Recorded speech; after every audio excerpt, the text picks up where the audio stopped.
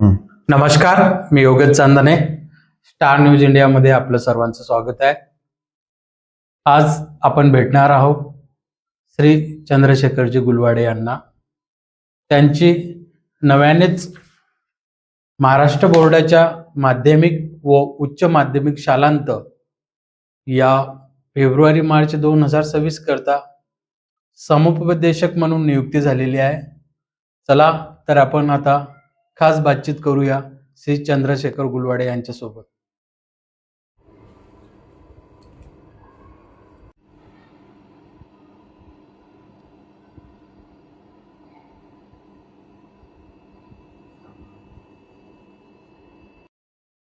नमस्कार सर, नमस्कार. आपलं स्टार न्यूज इंडियामध्ये स्वागत आहे. धन्यवाद. आपली नव्यानंच आता एक समुपदेशक म्हणून नियुक्ती झालेली आहे महाराष्ट्र राज्य माध्यमिक व उच्च माध्यमिक शिक्षण मंडळ अमरावतीच्या वतीने. तर याबद्दल काय सांगाल? नियुक्ती ही नव्यानं नसून गेल्या अनेक वर्षापासून मी बोर्डवर ॲज ए काउन्सिलर म्हणून, समुपदेशक म्हणून मी काम करत आहे. जवळपास महाराष्ट्रामध्ये 350 काउन्सिलर आहेत, ज्यांनी महाराष्ट्र शासनाचा diploma in vocational guidance and psychology testing याबद्दलचा डिप्लोमा मुंबईवरून पूर्ण केला आणि ते टीचर होते आणि टीचर नंतर त्यांनी 1 वर्षाचा डेप्युटेशनचा कोर्स केल्यानंतर ॲज ए काउन्सिलर म्हणून ते सध्या कार्यरत आहेत. त्याच एका लिस्टमध्ये मी सुद्धा विदर्भातील एक काउन्सिलर म्हणून मी काम करतो आहे. बोर्डामध्ये अनेक वर्षापासून मी ॲज अ समुपदेशक म्हणून काम करतो आहे. विद्यार्थ्यांच्या अनेक समस्या असतात. परीक्षेच्या पूर्वी, परीक्षेच्या दरम्यान आणि परीक्षेच्या नंतर समस्या आल्या की त्या मग पालक सॉल्व्ह करू शकत नाही किंवा शिक्षक सुद्धा त्याला न्याय देऊ शकत नाही. अशा कामासाठी मग बोर्डाच्या मार्फत समुपदेशक नियुक्त केले गेलेत आणि त्यांचे नंबर सुद्धा डिस्प्ले केलेत.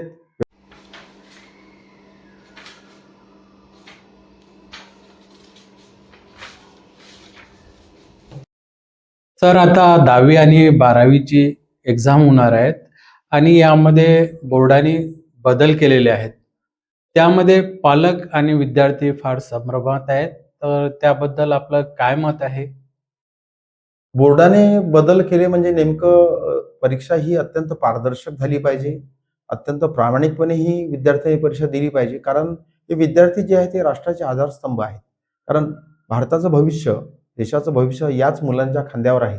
आणि म्हणून ही जी नवीन पिढी आहे, ज्याला आपण जनरेशन म्हणतो, न्यू जनरेशन म्हणतो, ज्याला झेन सुद्धा आपण म्हणू शकतो. या जनरेशनच्या माध्यमातून पारदर्शकता यावी. कारण हेच मुलं पुढे सिस्टममध्ये येणार आहे. जर आत्तापासूनच अप्रामाणिकपणे जर यांनी परीक्षा जर दिल्या, तर त्याचा खोलवर परिणाम आपल्या भारतीय समाज व्यवस्थेवर होऊ शकतो आणि आपली व्यवस्था मोडकळीस जाऊ शकते. म्हणून बोर्डाने यावेळेस नवीन पद्धती अशी विकसित केली की प्रत्येक ज्या ठिकाणी 10वी-12वीचे सेंटर आहे, त्या ठिकाणी ज्या ठिकाणी विद्यार्थी पेपर देईल, ज्या वर्गामध्ये, त्या वर्गामध्ये त्यांनी सीसीटीव्ही लावणं बंधनकारक केलेलं आहे. त्यामुळं एक वेगळा संभ्रम पालकांमध्ये निर्माण झाला. खरं पाहिलं तर ही अतिशय बोर्डाची अतिशय चांगली गोष्ट आहे. कारण कुठलीही गोष्ट जर करायची असेल तर ती प्रामाणिकपणे झाली पाहिजे. बोर्डाने उचललेलं पाऊल अत्यंत स्तुत्य आहे, प्रशंसा करण्यासारखं आहे आणि मुलांनी सुद्धा सीसीटीव्ही लावले म्हणून घाबरून जाण्याचं काही काम नाही. पालकांनी सुद्धा घाबरून जाण्याचं काहीच काम नाही. मुलाला एखादा पेपर कशा पद्धतीने द्यावा त्याची तयारी त्याच्याकडून करून घेणे आणि मुलांनी सुद्धा कुठल्याही प्रकारचं दडपण न घेता, ताण न घेता ती परीक्षा देणे याकरताच आमची नियुक्ती झालेली असते. सीसीटीव्ही लावले म्हणजे दडपण येईल पालकांवर किंवा विद्यार्थ्यांवर, तर अशा प्रकारची कुठल्याही प्रकारची मानसिकता पालकांनी आणि विद्यार्थ्यांनी ठेवू नये. अगदी मोकळ्या वातावरणामध्ये आणि फ्री भीतीयुक्त अशा वातावरणामध्ये त्यांनी हे पेपर द्यावेत आणि पुढे परीक्षेला जावं.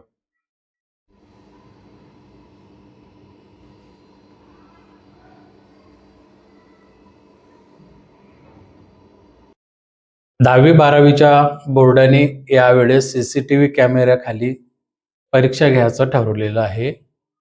तर यामध्ये विद्यार्थ्यांनी कसं नियोजन केलं पाहिजे? त्यांना काय मार्गदर्शन करणार आहात सर आपण? खरं पाहिलं तर परीक्षा पद्धती तीच आहे. कुठल्याही प्रकारचं फक्त एक सीसीटीव्हीचं एक नव्यानं आणलेलं एक वेगळा मॉडर्न प्रकार आहे. पारदर्शक परीक्षा व्हाव्यात म्हणून सीसीटीव्ही लावलेले आहेत.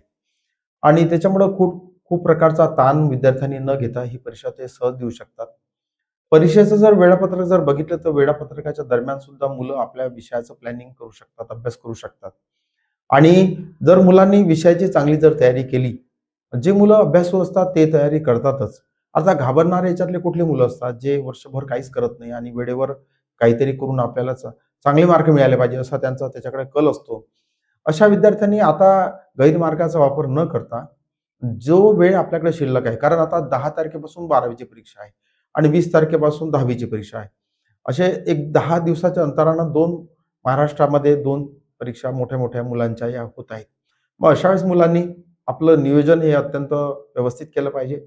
मागच्या वर्षीची बोर्डाची जर प्रश्नपत्रिका 3-4 वर्षाची मुलांनी जर बघितली, ती वेबसाईटवर सुद्धा उपलब्ध आहे आणि त्या वेबसाईटवर जाऊन ती प्रश्नपत्रिका डाउनलोड करून ती प्रश्नपत्रिका 4-5 प्रश्नपत्रिका जर त्यांनी सोडवल्यात, तर मुलांना एक प्रकारचा आत्मविश्वास येऊ शकतो.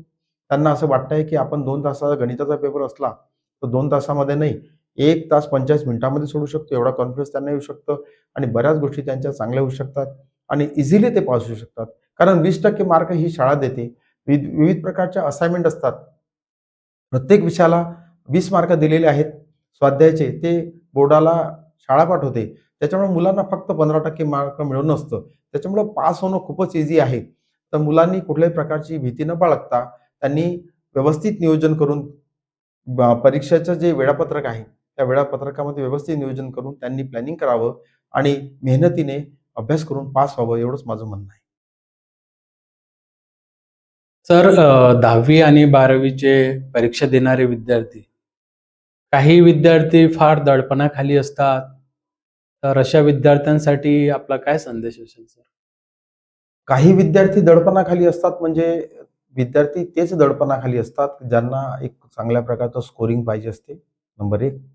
एक पालकांचं प्रेशर असते, एक पीअर प्रेशर असते आणि त्या प्रेशरमुळं मुलं दडपणाखाली जातात. म्हणजे पालकांचा कधी-कधी अट्टाहास असा असतो, की एवढेच मार्क तुला पडले पाहिजेत, एवढ्या ट्युशन तुला लावल्यात. तर अशा प्रकारची मानसिकता काही पालकांची असते. सर्वच पालकांची असते असं म्हणत नाही मी. काही पालकांची मानसिकता अशी असते. त्याच्यामुळे मुलं पालकांच्या दडपणाखाली असतात आणि त्याच्यामुळं एक वेगळ्याच प्रकारचं प्रेशर त्या मुलांवर येते आणि कधी-कधी त्या प्रेशरमुळं सुद्धा चांगला अभ्यास करून सुद्धा त्या मुलाचा पेपर बिघडतो. मग अशा वेळेस दुसरा पेपर द्यायचा की नाही, असा एक त्याच्या मनामध्ये सुद्धा शंका निर्माण होते. मग अशा वेळेस ही मुलं आम्हाला बोर्डामध्ये जे वेबसाईटवर जे आमचे नंबर दिलेले आहेत, त्या नंबरवर ते आम्हाला फोन करतात. मग आम्ही त्यांना सांगतो, की "ठीक आहे, तुझा पेपर जरी सो-सो जरी गेला असेल, तर काही हरकत नाही. दुसऱ्या पेपरमध्ये तू ती भर काढू शकतोस. चांगला अभ्यास करून तुझं स्कोरिंग तू इझिली करू शकतोस."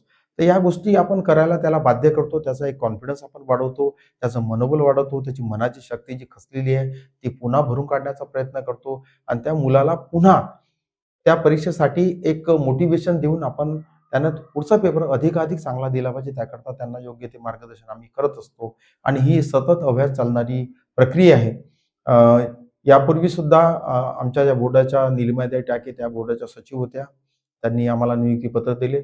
आता त्या बोर्डाच्या सचिव या प्रियाताई देशमुख मॅडम आहेत, माध्यमिक शिक्षण अधिकारी आणि यांनी तशा प्रकारच्या सूचना सुद्धा दिलेल्या आहेत.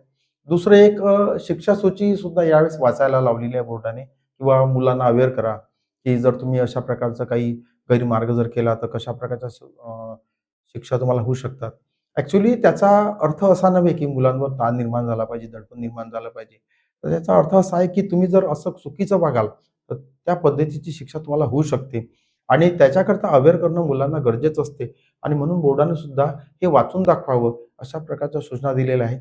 दडपण त्यांच्यावर आलं पाहिजे अशा प्रकारचं त्यांचं कुठलंही मानसिकता नाही आहे आणि त्यातून मुलं किमान भीतीपोटी अभ्यास करतील आणि पुढे आयुष्यामध्ये जातील.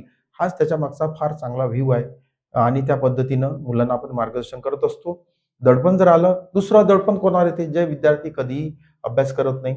परीक्षे वेळेस काहीतरी करावं आणि मग परीक्षेला जावं, असे विद्यार्थी सुद्धा दडपणाखाली असतात. तर त्या विद्यार्थ्यांना माझं सांगणं आहे, की तुम्ही बोर्डाचे पेपर जर सोडून बघितलेत, थोडीफार प्रॅक्टिस जर केली, कुठले-कुठले प्रश्न रिपीट आलेत, तर ते जर त्यांनी करून बघितले, तर इझिली ते पास होऊ शकतात. त्यांनी दडपण घेण्याची काही गरज नाही. काही असेल तर मला ते फोन करू शकतात. मी आहे, अनेक लोकं आहेत. महाराष्ट्रामध्ये 365 लोकं काम करतात आहे समुपदेशक म्हणून. अमरावती जिल्ह्यामध्ये मी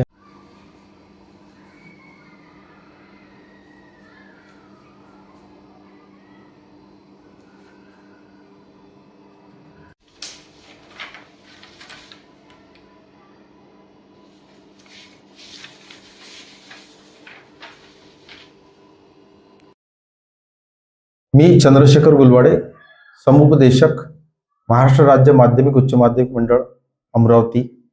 8007042402 हा माझा मोबाईल नंबर आहे. जर विद्यार्थ्यांना कुठली समस्या असेल तर चुकीचा निर्णय घेण्यापूर्वी त्यांनी माझ्याशी एकदा संवाद करावा. कारण जीवनामध्ये यश अपयश येतच असतं आणि अपयशानं खचून न जाता पुन्हा त्यांनी लढण्याची जिद्द त्यांच्यामध्ये निर्माण व्हावी म्हणून संवाद हा महत्त्वाची जादू आहे. त्या माध्यमातून मुलांच्या मनावर परिवर्तन होऊ शकतं.